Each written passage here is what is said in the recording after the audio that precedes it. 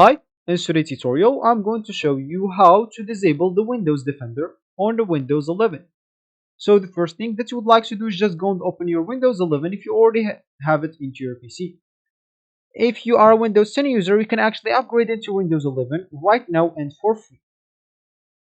Of course, you can actually even install the Windows 11 in the background of your PC without any problems. Of course, your PC might be a bit slower, but it's not going to be a big problem. Of course, once the downloads finish, you will actually be asked to reboot or to restart your PC, and when you do that, you'll find your Windows 11 is installed and ready to use.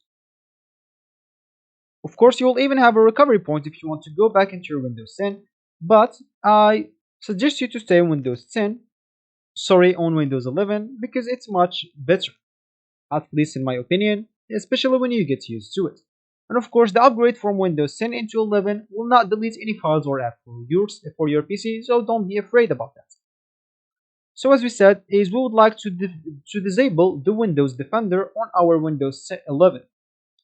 So if you just go into your PC and click at this flash right here, as you can see, you will find this Windows Security.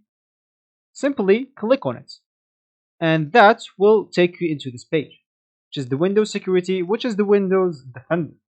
Here, what you would like to do is just go into Virus and Threats Protection and click on it. Now, once you are here, make sure to select this Manage Settings. And here, what you would like to do if you want to disable Windows Defender is simply just disable this real-time protection. Of course, as you can see, do you want really to allow this app to make changes? Make sure to click at yes. And of course, whenever you want to turn it on again, you would like to restart your PC. So this will be actually for this tutorial. I hope you like it. Thank you guys for watching and goodbye.